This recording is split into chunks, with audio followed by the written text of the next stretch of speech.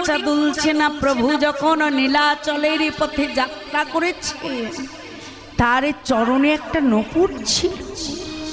ও দিদি, তাই নাকি রে? তার নপুরটা কেমন ছিল রে? বলি শুনবি নপুরটা কেমন ছিল?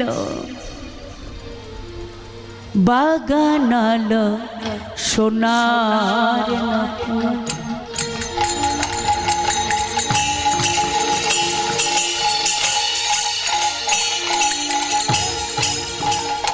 আহা বেজে যায় মধুর,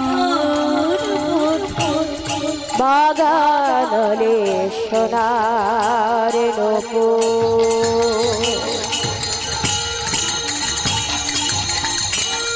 বেজে যায় রে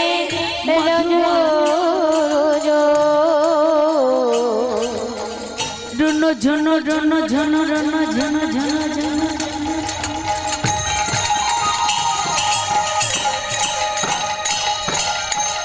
রুনো ঝুনো রুনো ঝুনো ঝুনো, বাজছে বাজছে নপুর।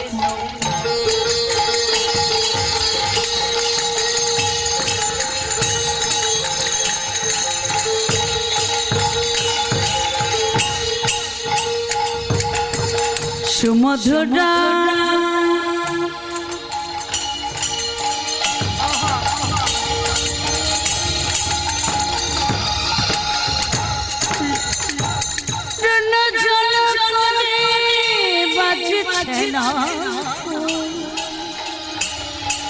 বাগানাল সোনার বেজে যায় মধুর,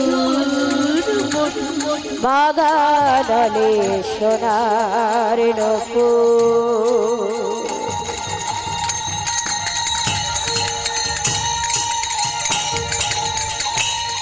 বেজে যায় রে মধুর মধুর,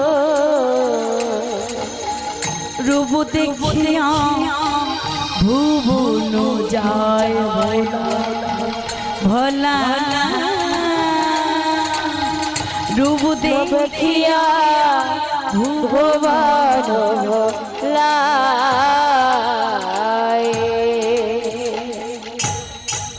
ওই রাতুল রাঙা চরণে যে নপুর খানা পড়ে আছে, রুনু ঝুনু করে বাজছে, ওই নপুরটা বাঁকা। চিন্তা করো, নপুরটা নাকি বাঁকা। বাঁকা হলো কি করে? বাঁকাটা হলো কি করে বাবা? হ্যাঁ বলছেন, মহাজন বললেন, দেখিছ পণ্ডিত পটির ছবি মূর্তিতে আঁকা, ভিতরে বাহিরে দেখিলে খুঁজিলে পাইবে তিন ধারে তিন বাঁক। তার কথার অর্থটা কি? অর্থটা হলো এই যে সে কেন বাঁকা, বাঁকা কেন হলো? হ্যাঁ নাগরি ডেকে ডেকে বলছে, ও দিদি তুই ঠিক দেখেছিস তো, যে নপুরটা পড়ে আছে সেই নপুরটা বাঁকা, না যে পড়ে আছে সে বাঁকা? যে পড়ে আছে সে বাঁকা, না যে নপুরটা পড়ে আছে সে বাঁকা? কে বাঁকা? বলে ভিতরে বাহিরে খুঁজলে তিন ধারে তিনি বাঁকা। তিনি বাঁকা হয়েছিল কেন জানো? এই বাঁকার গল্প করি বাবা। বাঁকা হয়েছিল কেন? গোবিন্দ তিন বাঁকা হলো কেন? তাকে ত্রিভঙ্গ বাঁকা কেন বলা হয়? আমাদের মতো সাধারণ মানুষ ছিলেন, সে কে? একজন ভক্ত, তার নাম ছিল কি? কৃষ্ণ প্রাণধিকারমণি, সেই ব্রজের বিরাজা সুন্দরী।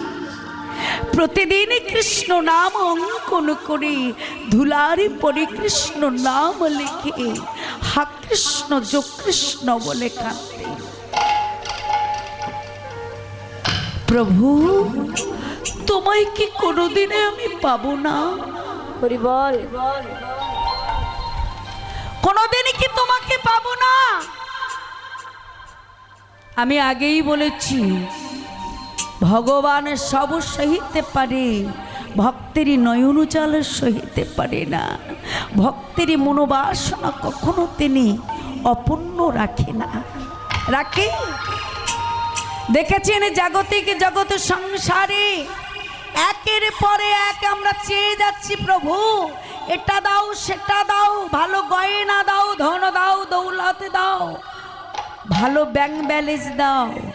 দিতে দিতে যেদিন প্রভু বললেন অতি লোভ যেদিনে তোর বেড়ে যায়, মোহ যেদিনে বেড়ে যায়, সেদিন আর তাকে রাখে না। রাখে তাই যেদিনই যার মোহ বেড়ে যায় সেদিন কি করে বাবা? পরীক্ষা করে দেখবেন বাবা, এটা আমার মুখের কথা নয়, জাগতিক সংসার দিয়ে পরীক্ষা করবেন। কথাই বলে অতি লোভে তাঁতি নষ্ট। নষ্ট না? যেদিন প্রভুর কাছে চাইতে চাইতে চাওয়াটা বেশি হয়ে যায়, কখনো বা রাস্তার মধ্যে, কখনো বা দুপুরবেলা অন্ন খেতে খেতে ওই দুপুরের সময় দেখবেন চলে গেছে, যাই না বাবা? বিশাল বড় অট্টালিকা, কিন্তু অট্টালিকা করলো বটে, করে তার সুখ হলো না। সুখ কি সবারই সয়? সুখ দুঃখ দুটি ভাই, সুখেরই লাগে যে করে প্রীতি, দুঃখ দেয় তার। প্রত্যেকটা মানুষের জীবনে একবার সুখ আসে, একবার দুঃখ আসে। সুখ যখন বাস করে কিছুদিন পরে দুঃখ বলে ওরে সুখ তুই সরে যা, আমি কিছুদিন থাকি। প্রত্যেকটা মানুষে দেখবেন জোয়ার আর ভাটা, নদী যেমন জোয়ারে লাগে, অনেকে বলে দেখো ও গরিব থেকে বড় লোক হচ্ছে, তার মানে ওর জোয়ার উঠেছে, তাইও বড় লোক হচ্ছে, ভগবান তাকে দিচ্ছে, তার চাপ পূর্ণ করছে। কি করছে না বাবা?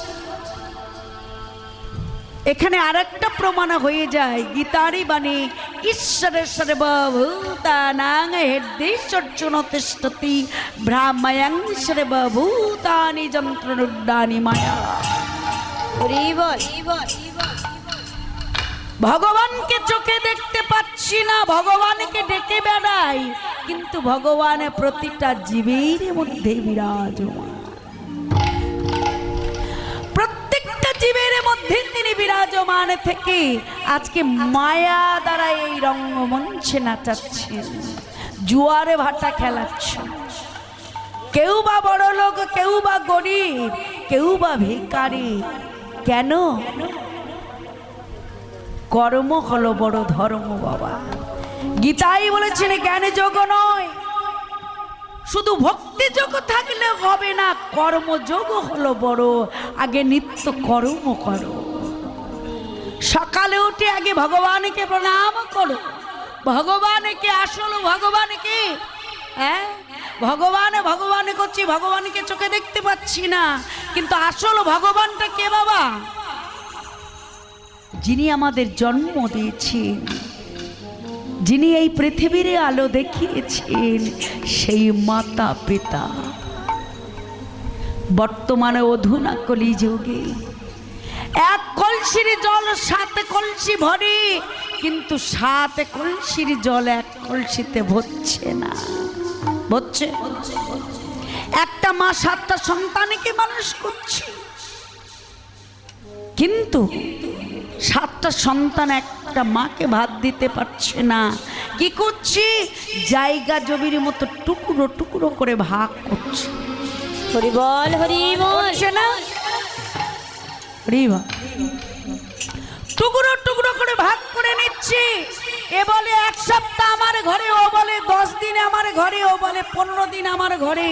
তাহলে জায়গার মতো টুকরো করা হলো মাকে, কিন্তু মা কখনো কোর্টে গিয়ে মামলা করে না, মা কখনো গ্রাম সদস্যর কাছে গিয়ে বিচারে চায় না, বাবা কখনো বলে না যে আমার সন্তান খেতে দেয় না,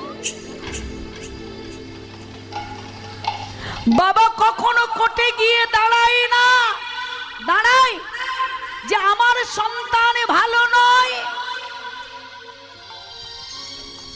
তাহলে মা বাবা মামলারই বস্তু নয়, তারা বিচারেরই বস্তু নয়। সন্তানকে জন্ম দিয়ে দুটো পরবর্তী সেবা পাওয়ার জন্য, সুচারুভাবে তারা সংসার থেকে যাওয়ার জন্য, পরস্পর বংশ পরস্পর বাড়ানোর জন্য এই পৃথিবীতে মানুষ সৃষ্টি হয়েছে। কিন্তু মানুষ না হয়ে আমরা মানুষ হয়ে গেছি। তাই হরি বল হরি বল। মানুষ হয়ে গেছি, মানুষ আমরা নাই। আচ্ছা কি বাবা,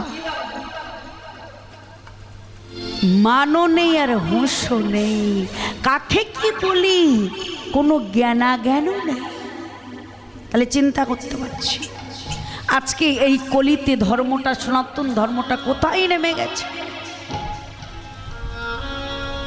কাউকে যদি বলি ভাই দুটি বাহু উত্তোলন করে হরি বলো বলো, সে বলে ভাই করলে কত টাকা পাবো। হরি বলো বললে, কৃষ্ণ নাম করলে কত টাকা পাওয়া যাবে। তাহলে পাওয়ার আসে, দেওয়ার আসে নয়। কিন্তু কৃষ্ণ প্রাণধিকার রমণী, তিনি পাওয়ার আসে নয়, তিনি গোবিন্দকে ভালোবেসেছিলেন, ভগবানকে ভালোবেসে। রাধা রানী কষ্ট পেলে, ত্রেতা যুগে সীতা দেবী কষ্ট পেয়েছিলেন। ও মা, সত্যতে লক্ষ্মী কষ্ট পেয়েছিল, কলিতে বিষ্ণুপ্রিয়া কষ্ট পেল, আর আমরা সামান্য মানুষ ভগবানকে ভালোবাসতে গেলে যদি 3 ঘন্টা ভগবানের গুণকীর্তন শুনতে আসি, তার জন্য ধৈর্য কমে গেছে, ভগবানকে ভালোবাসা তো দূরের কথা। কি বাবা, তাই না?